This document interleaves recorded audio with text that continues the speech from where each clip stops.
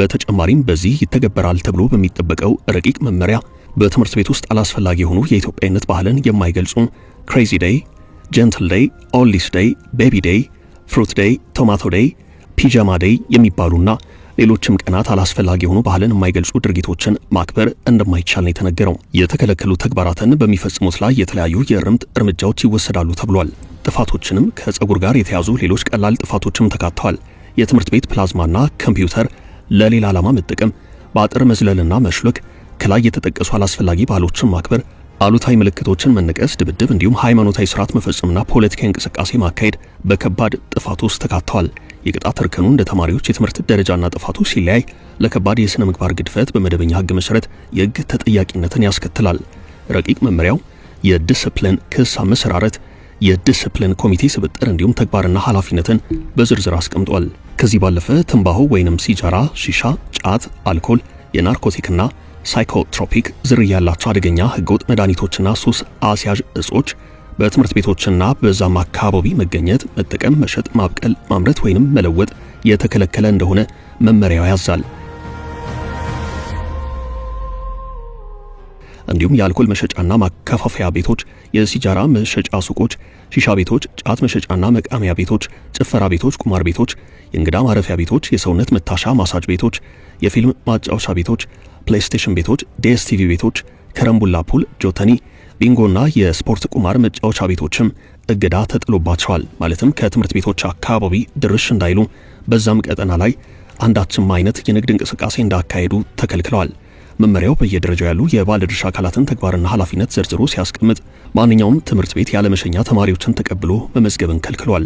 ሰሞንኛው የትምህርት ሚኒስቴርና የእስልምና ጉዳዮች ጠቅላይ ምክር ቤት ውዝግብ። በቅርቡ የኢትዮጵያ እስልምና ጉዳዮች ጠቅላይ ምክር ቤት በትምህርት ሚኒስቴር በተደጋጋሚ እየተፈጸመ ነው ያለውን የሙስሊም ተማሪዎች ከትምህርት የማራቅ ዘመቻ በአስቸኳይ መቆም አለበት ብሏል። የጠቅላይ ምክር ቤቱ ፕሬዝዳንት ሼህ ሀጂ ኢብራሂም ቱፋ እንዳሉት ሙስሊም ተማሪዎች ባለባበሳቸው ምክንያት በተደጋጋሚ እየተፈጸመ ያለው በደል የሀገራችንን ተከባብሮ የመኖር እሴት የመናድ ተግባር ነው ብለውታል። ይህ አሁን ያለንበት ዘመን የአጼው ስርዓት አይደለም፣ የአጼው ስርዓት ለአንዴና ለመጨረሻ ጊዜ ሞቶ ተቀብሯል፣ ዳግም ሊመለስ አይችልም ያሉ ሲሆን አከል አድርገውም ሂጃብም ሆነ ኒቃብ ሙስሊም ሴት ተማሪዎች መገለጫ መሆኑን በማንሳት አንዱን ፈቅዶ አንዱን መከልከል አይቻልም ብለዋል። ሀገር ወዳድ ሙስሊሙ ማህበረሰብ በትምህርት ሚኒስቴር በተደጋጋሚ እየተፈጸመ ያለውን በደል በትዕግስት ማሳለፉን አንስተው የሚመለከተው የመንግስት አካል አፋጣኝ መፍትሄ እንዲሰጥ ጠይቀዋል። 17 አባላት ያሉት ኮሚቴ ሙስሊም ተማሪዎች ላይ እየተፈጸመ ያለውን በደል እንዲያጣራ መቋቋሙንም አያይዘው አስታውቀዋል። የሙስሊም ሴት ተማሪዎች የእምነት አለባበስ ሂጃብ ለብሶ የመማር መብት በተመለከተ ከፌዴራል ህገ መንግስት ጀምሮ በሀገሪቱ ውስጥ ያሉ የተለያዩ ህጎችን ብንመለከት ሙስሊም ሴት ተማሪዎች ሃይማኖታዊ ግዴታቸው ያደረገባቸውን ልብስ ለብሰው ትምህርት እንዳይማሩ የሚከለክል ህግ የለም። ቢኖር እንኳን በህገ መንግስቱ አንቀጽ 27 የተደነገገው የሃይማኖት የእምነትና የአመለካከት ነጻነት መብት የሚጋጭ በመሆኑ በህገ መንግስቱ አንቀጽ 9 ተራ ቁጥር 1 መሰረት የማንኛውም የመንግስት አካል ባለስልጣን ውሳኔ ከህገ መንግስቱ ጋር የሚጋጭ ከሆነ ተፈጻሚነት አይኖረውም ይላል። በመሆኑ ሙስሊም ሴት ተማሪዎች ሃይማኖታቸው ግዴታ ያደረገባቸው ልብስ ለብሰው መማር አይችሉም የሚል የባለስልጣን የግል ውሳኔ ከህገ መንግስቱ ጋር በቀጥታ የሚጣረስ በመሆኑ ተፈጻሚነት ሊኖረው አይገባም ብለዋል። ነገር ግን ህገ መንግስቱ በዚህ ልክ ግልጽ ሆኖ እያለ የትምህርት ሚኒስቴር እንደ ተቋም ሚኒስትሩ ደግሞ በተለያዩ ጊዜያት በሚያደርጓቸው ንግግሮችና በሚሰጧቸው አስተያየቶች ሙስሊም ሴት ተማሪዎች ሃይማኖታቸው ግዴታ ያደረገባቸው ሂጃብ የተሳሳተ ትርጉም ሲሰጡ ለብሰው መማር አይችሉም የሚል አንድምታ ያለው ንግግር ሲያሰሙ ይስተዋላል። ይህ ፈጽሞ ተቀባይነት የለውም፣ ህዝበ ሙስሊሙና የህዝበ ሙስሊሙ መሪን ተቋም ያሳዘነ ጉዳይ ነው ሲሉ በመግለጫቸው ተችተዋል። በሌላ በኩል የአማራ ክልል የእስልምና ጉዳዮች ምክር ቤት ትምህርት ሚኒስቴርና የአማራ ክልል ትምህርት ቢሮ የግዕዝ ቋንቋ ትምህርትን ጨምሮ በተለያዩ ጊዜያት የሚወስኗቸው ውሳኔዎች የሙስሊሙን ህዝብ መብት በእጅጉ የሚጋፉና የሚጥሱ ናቸው በማለት ተቃውሞን አሰምቷል።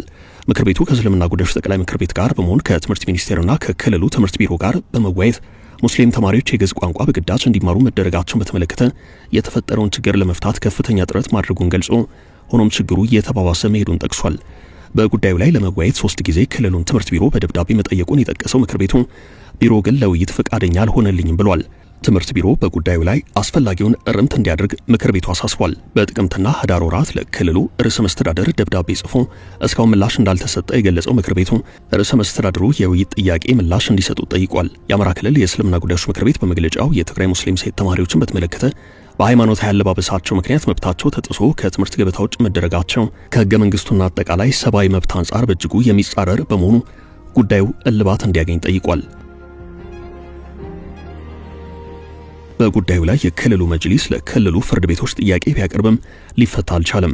በመሆኑም ትምህርት ሚኒስቴር የጉዳዩ ዋና ባለቤት በመሆኑ ከክልሉ አካላት ጋር በጋራ በመስራት ሙስሊሞች ህገ መንግስታዊ መብታቸው ተከብሮ ወደ ትምህርት ገበታቸው እንዲመለሱ ህዝባዊና መንግስታዊ ኃላፊነታቸውን እንዲወጡም ጠይቋል። ይህ በዚህ እንዳለ የአዲስ አበባ ከተማ እስልምና ጉዳዮች ከፍተኛ ምክር ቤት በወቅታዊ ጉዳዮች ዙሪያ ባወጣው መግለጫ የትምህርት ሚኒስቴርን ተችቷል። መግለጫውን በንግግር የከፈቱት የአዲስ አበባ እስልምና ጉዳዮች ከፍተኛ ምክር ቤት ፕሬዝዳንት ሼህ ሱልጣን አማን ኤባ ልጆቻችን በሰላም እየተማሩ ባሉበት የትምህርት ሚኒስቴር ሆነ ብሎ የሂጃብና የኒቃብ አጀንዳ ማንሳቱን የሀገርን ሰላም ማወክ ነው ብለዋል።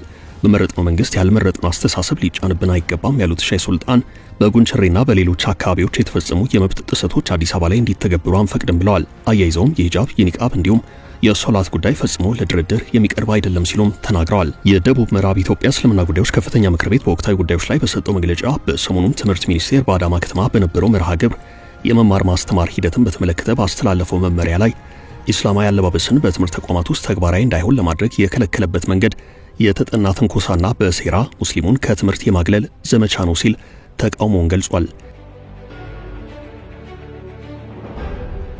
የትግራይ ክልል እስልምና ጉዳዮች ከፍተኛ ምክር ቤት ሙስሊም ሴት ተማሪዎች በተለያዩ ጊዜያት በሂጃባቸው ምክንያት የሚደርስባቸው በደል ዘላቂ መፍትሄ እንዲሰጠው ጠይቋል። እንዲህ ያለ ከያቅጣጫው በትምህርት ሚኒስቴር በተለይ በሃይማኖታዊ ጉዳዮች ላይ የተነሳው ከባድ የሆነ ጥያቄ አፋጣኝ መልስ የሚያሻው ስለመሆኑ እየተነገረ ነው። ከሃይማኖታዊ ጉዳይ ወጣ ብሎ ደግሞ ሰሞኑን በትምህርት ሚኒስቴር ላይ የቀረበው የሰላ ትችትና ተቃውሞ ደግሞ ከከፍተኛ ትምህርት ተቋማት ተማሪዎች ጋር የሚገናኝ ነው።